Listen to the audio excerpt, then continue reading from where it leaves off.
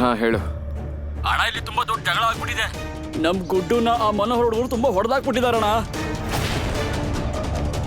ನೀನ್ ಎಲ್ಲಿಂದ ಮಾತಾಡ್ತಾ ಇದೀಯಾ? ನಾನಿಲ್ಲ ಈ ಮಾರ್ಕೆಟ್ ಇಂದ. ಸರಿ ಅಲ್ಲೇ ಇರು, ನಾನು ಬರ್ತಾ ಇದ್ದೀನಿ.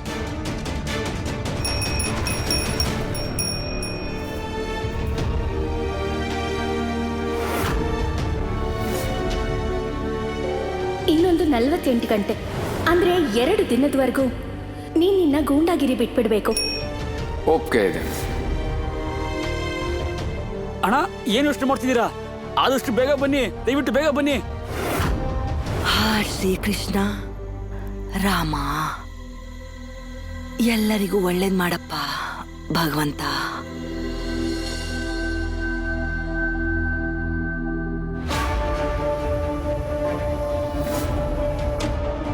ಕಾವ್ಯ, ರಿಯಾ, ಮೋನಿಕಾ.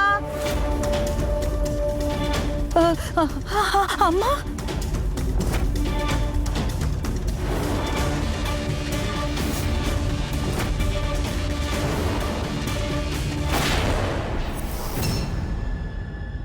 ಕಾವ್ಯ. ಶಭಾಷ್, ನನಗ್ ಗೊತ್ತು ಬೆಳಗ್ಗೆನೆ ಅಡ್ಗೆ ಮನೆಯೆಲ್ಲ ಪಳಪಳ ಅಂತ ಮಾಡಿದ್ಯಾ. ಇಲ್ಲ ಇಲ್ಲ ಅಮ್ಮ, ನಾನಂತೂ ನಿಮ್ ಜೊತೆ ಇವಾಗ ತಾನೇ ಇದ್ದೆ. ಇದು ನಿನ್ಯಾರ್ ಮಾಡಕ್ ಸಾಧ್ಯ? ಈ ಕೆಲ್ಸಕ್ ಬಾರ್ದೇ ಇರೋಳ್ ಹೆಸರು ತಗೊಳೋದ್ರಲ್ಲಿ ಉಪಯೋಗ ಏನಿಲ್ಲ. ನೀರ್ ಕುಡ್ದು ಎಲ್ಲ ಅಲ್ಲೇ ತಿಂದು ಅಲ್ಲಲ್ಲೇ ಇಡೋಳು ಅಡ್ಗೆ ಮನೆ ಪಳಪಳ ಅನ್ನಿಸ್ತಾಳ.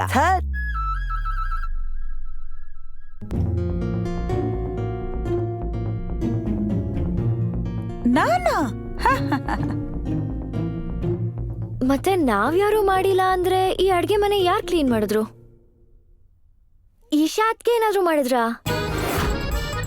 ಇಶಾನ?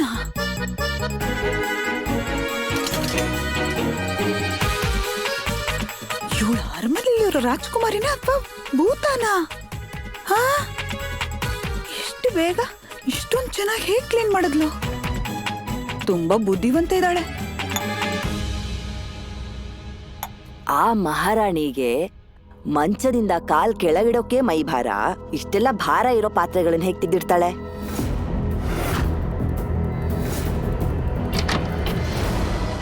ಇಲ್ ನೋಡು, ಮಹಾರಾಣಿ ಅಲ್ಲಾಡ್ಸ್ಕೊಂಡು ಹೊರಗಡೆಯಿಂದ ಎಲ್ಲಿದ್ದಾನೋ ಬರ್ತಿದ್ದಾಳೆ. ಈ ಕ್ಲೀನಿಂಗ್ ಎಲ್ಲ ಇವಳು ಮಾಡಕ್ ಸಾಧ್ಯನಾ?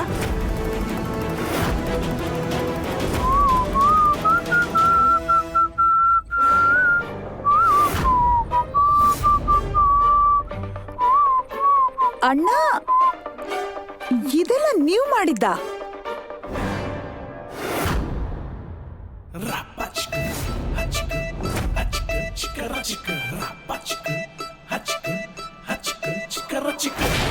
ನನ್ ಮಗನ್ ಮೇಲೆ ಏನ್ ಮೋಡಿ ಮಾಡಿದ್ಯಾ?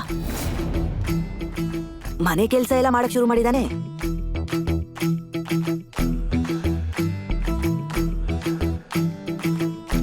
ಅಯ್ಯೋ ತಾಯಮ್ಮ,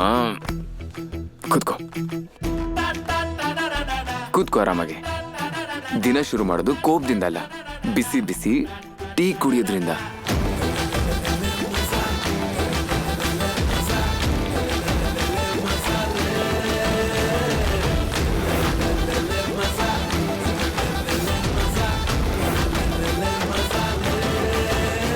ಎಲ್ಲ ನಿಂತ್ಕೊಂಡು ಏನ್ ಮುಖ ನೋಡ್ತಾ ಇದೀರಾ? ಕೂತ್ಕೊಳ್ಳಿ, ಬಿಸಿ ಬಿಸಿ ಟೀ ತಗೊಂಡ್ ಬರ್ತೀನಿ ನಾನು, ಕುಡಿಯೋರಂತೆ.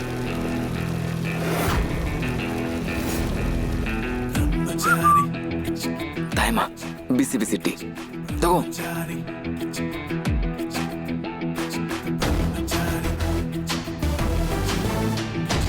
Thank you.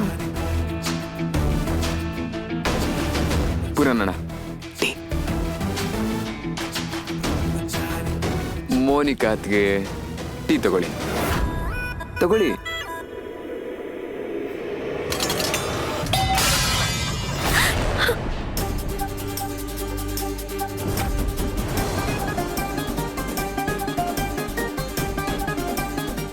ನನ್ ಮೈದ್ನ ಇವಾಗ ನಂಗೆ ಜೋರಾಗಿ ಬೈತಾನೆ.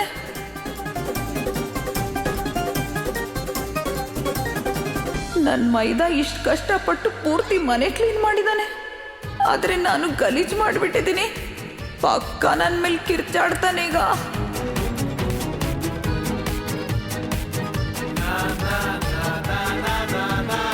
ಇವತ್ತು ನಿನ್ನನ್ನು ಯಾರೂ ಕಾಪಾಡೋಕ್ಕೆ ಸಾಧ್ಯ ಇಲ್ಲ ನೀನು ತವ್ರ ಮನೆಗೆ ವಾಪಸ್ ಹೋಗೋದ್ರಿಂದ.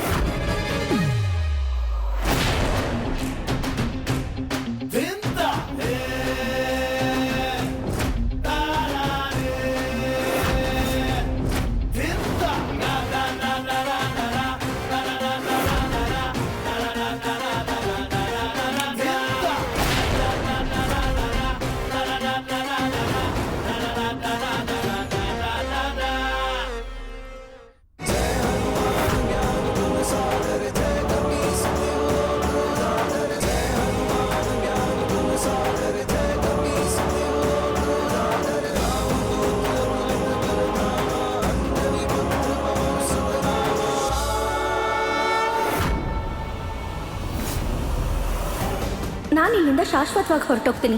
ಆದ್ರೆ ನಂದೊಂದು ಕಂಡೀಷನ್ ನನಗೆ ಇದೆ. ನೀವು ಹೇಳೋ ಎಲ್ಲ ಷರತ್ತು ಒಪ್ಪಿಗೆ ಇದೆ. ನೀವು ಹೇಳಿ ಏನು ಮಾಡ್ಬೇಕು ನಾನು? ಇನ್ನೊಂದು 48 ಗಂಟೆ ನೀನು ಯಾವುದೇ ಥರ ಜಗಳನೂ ಮಾಡಬಾರ್ದು, ಯಾರ ಮೇಲೂ ಕೈ ಎತ್ತಬಾರ್ದು, ಯಾರಿಗೂ ಹೆದರಿಸಬಾರ್ದು.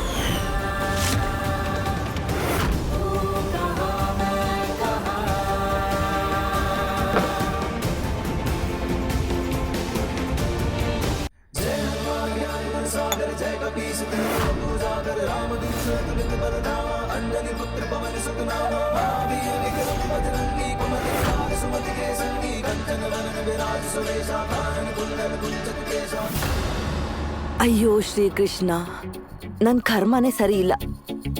ಈ ಪೂರನ್ ನೋಡಿದ್ರೆ ಅವನ್ ಹೆಂಡತಿ ಸೆರ್ಗಿಟ್ಕೊಂಡು ಅಲ್ಲಿ ಇಲ್ಲಿ ಓಡಾಡ್ತಿರ್ತಾನೆ. ಮತ್ ಇವನು ಕೆಲ್ಸ ಮಾಡದೇ ಇರೋಳು ಗುಲಾಮ್ ಆಗಿದ್ದಾನೆ. ಸೂರಜ್, ಸೂರಜ್, ಆಚೆ ಮಕ್ಕಳು ಬಂದಿದ್ದಾರೆ, ನೀನೇನಾದ್ರೂ ಕರ್ದ್ಯಾ? ಹಾ ಕಾವ್ಯ, ಕ್ಲೀನ್ ಮಾಡ್ಬಿಡು.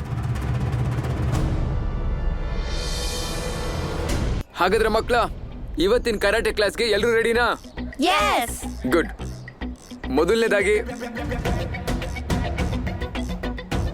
ಆ್ಯಂಡ್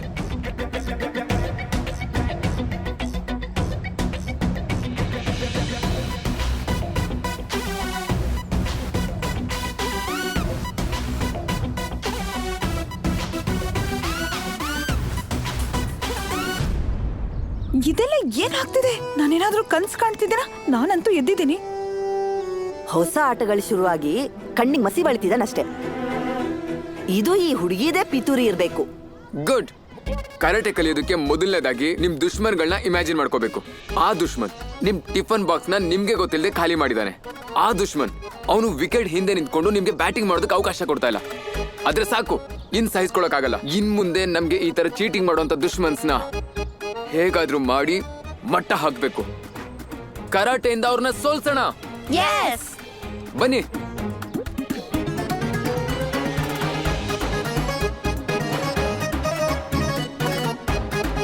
ತುಂಬಾ ಒಳ್ಳೆ ಮಕ್ಕಳು ನೀವು.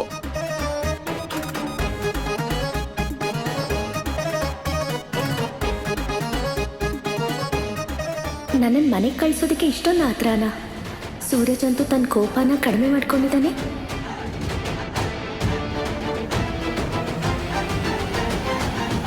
ನೋಡ್ದಮ್ಮ, ಇಷ್ಟು ಬೇಗ ಈ ದುಪ್ಪಟ್ಟದಲ್ಲಿರೋ ಬಣ್ಣ ಕೂಡ ಹೋಗಲ್ಲ. ಅಷ್ಟ್ ಬೇಗ ಸೂರಜಣ್ಣ ಬಣ್ಣ ಬದಲಾಯಿಸ್ಬಿಟ್ಟ. ನೆನೆ ದೇವಸ್ಥಾನಕ್ಕೆ ಹೋಗಿದ್ದ ಅಲ್ವಾ ಅವನು, ಅದಕ್ಕೆ ಒಳ್ಳೇದಾಗ್ತಿದೆ. ದೇವ್ರ ದರ್ಶನ ಮಾಡಿದ್ಮೇಲೆ ಅವನಿಗೆ ಒಳ್ಳೆ ಬುದ್ಧಿ ಬರ್ತಿದೆ. ಇಲ್ಲ ಅಂದ್ರೆ ಇಶಾ ಏನಾದ್ರೂ ಮ್ಯಾಜಿಕ್ ಮಾಡಿದ್ಲ ಸೂರಜ್ ಮೇಲೆ? ಮ್ಯಾಜಿಕ್? ಅಯ್ಯೋ, ಮ್ಯಾಜಿಕ್ ಅಲ್ಲ, ಕಣ್ ಕಟ್ ಮಾಡಿದಾಳೆ ನನ್ ಮಗನ್ ಮೇಲೆ. ಇದ್ರ ಹಿಂದೆನೋ ಏನೋ ಪಿತೂರಿ ಇರ್ಬೇಕು ಅವಳ್ದು. ಪಿಂಕ ಮಾಡಿ ಕಣ್ಣಲ್ಲೆಲ್ಲ ಏನೋ ಮಾತಾಡ್ತಿರ್ತಾಳಲ್ಲ, ಅದ್ರಲ್ಲೇ ಏನೋ ಕಣ್ಕಟ್ ಮಾಡಿರ್ಬೇಕು. ಹೀಗೆಲ್ಲ ಮಾಡ್ತಿರೋದ್ ನೋಡಿದ್ರೆ ಅವಳಿಗೇನಾರು ಮಾಡ್ಬಿಡ್ಬೇಕು ಅಂತ ಅನ್ಸುತ್ತೆ. ಅಯ್ಯೋ, ಏನದ್ಕೆ ನೀವು ಹೀಗ್ ಮಾತಾಡ್ತೀರಾ?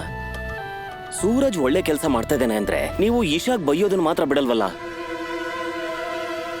ಇದನ್ನೆಲ್ಲ ನನ್ನನ್ನು ಸೋಲಿಸ್ಬೇಕು ಅಂತ ಮಾಡ್ತಿದ್ದಾರೆ.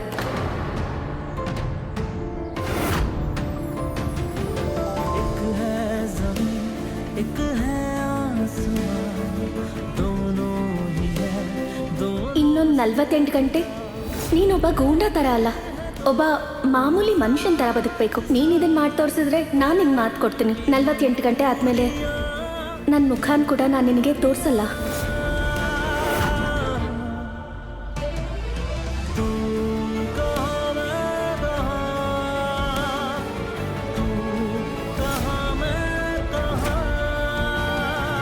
48 ಗಂಟೆ ಹಿಂಗೆ ಕಳೆದೋಗುತ್ತೆ ಈಶಾ ಅವರೇ.